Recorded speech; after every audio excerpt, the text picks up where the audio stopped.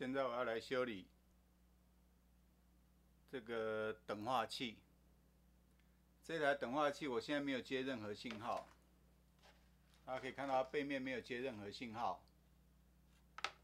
可是注意到它灯号一直在跳，没有接任何信号哦，它灯号一直在跳，表示怎么样？表示它自己内部有产生一个噪音。根据它反应是只有左边有杂音啦。那我现在也跟大家讲，如果你不想接音响的话，在使用过程它是只有左边有杂音，那右边是没有杂音的。那我先前我有基本的检查过一下，我发现确实是右声道的问题。当我动右边的时候，它那个杂讯就会大量的跑出来；我动左边的时候，它几乎不会有什么杂讯产生。这个由于只有发生在单边，所以我们可以不用考虑是电源的问题。打开上盖之后，你可以不用考虑电源的问题。电源在哪里？电源在左边这一块，变压器过来这里，这一块是电源。那你可以看得到，它有2个稳压的晶体啊，2个电容。那这是左右声道的部分。那我刚刚有检查过，所以我把 VR 就是前面这个旋钮。我先给它离线，我把左边的拆掉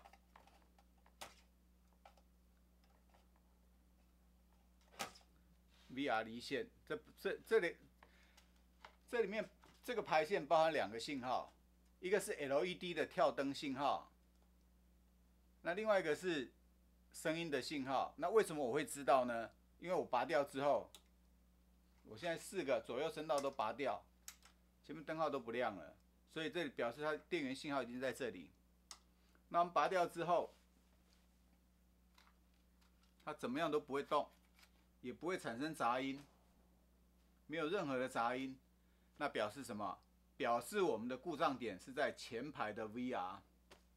那我们也可以做左右对调的动作。当然，左右对调的时候，火线作业，我建议大家先把电源断掉。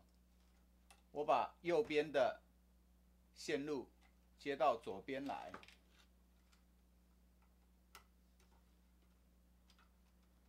那这个 LED 的部分，因为线不够长，所以我这边我还是一样借用它的，那我就装一个单边好了，只装一个单边。也就是说 ，VR 信号我只装了左边有故障，我把原本有故障的，我们现在的推测，理论上我推测是这样的状况哈。我推测是它左边这边有故障，左声道有故障，就这一块有故障。那这一块有故障的时候呢，到底是因为 VR 的故障，还是电路板的故障？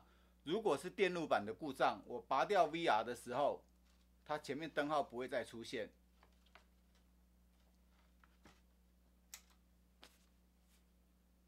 我们现在整个 VR 全部都拔掉，那可以看得到它的信号完全没有产生，所以表示我们的杂音不是在 PC 板上面产生的，所以各位就不用这种情形就可以不用查 PC 板了。那要查哪里？查前面面板。那前面面板这个部分是坏的，这个部分是好的，我推估哈。那假设它是好的，我把这个好的接到原本左声道故障的部分，我接过来了，这个时候灯号就应该不会跳。那如果还会跳，就表示 VR 左右两边都有故障。刚刚那是开机瞬间的信号，不管我怎么动，不管我怎么去调整这个 VR， 这个上下，这个叫做推拉式 VR， 不像一般旋转的。不过这种零件非常难买，如果是这里故障的话，我们必须要用拆的，才能用拆其他台的机器，我才能够拿到零件。这时候没有故障，注意看哦，我是把 VR 接到左声道来哦，因为左边有出现杂音，所以表示这边的 VR 是好的。那把这个接到右声道，哇，那很抱歉，那个长度真的不够。如果我把这个接过来这里，那我现在还有一个地方长度够，是这一条这条可以拉过来，确定没有？哇，这也拉不过来。那我把这个，哎，都拉不过来。其实要拉过来也是可以啦。来，我把这个电路板稍微做一个拆卸的动作。排线，整个 VR 排线我插到原本是好的右声道那里。那如果确定这样子又产生杂音了，那确定是这边的故障。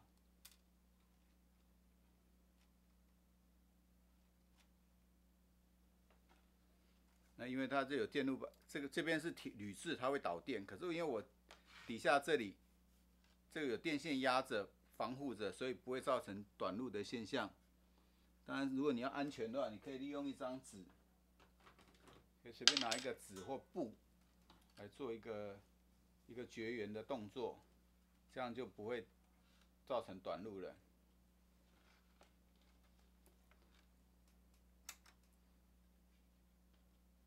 我现在开机，为了让各位看清楚，我稍微把它抬高一点。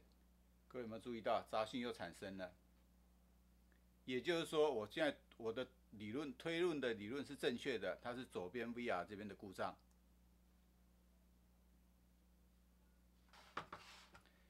我现在还不拆这个，我把面板旋钮之后拆掉，我怀疑是这个 LED 前方这个 LED。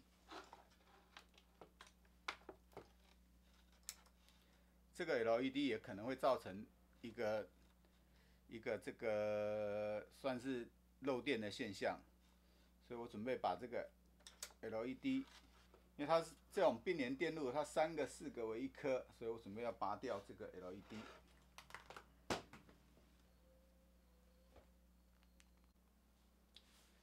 我现在怀疑这台等化器是因为前面 LED 的故障。看清楚一点，我拆了几颗 LED 下来，我怀疑是 LED 的故障造成它产生的杂讯，因为它们是坐在一起的，有可能是尖端放电，也有可能是接地不良，也有可能是漏电，但现在问题就解决了，现在就不会再有这个乱闪的现象了。我们的排线，我还没有完全接回去。我把这个排线完全接回去。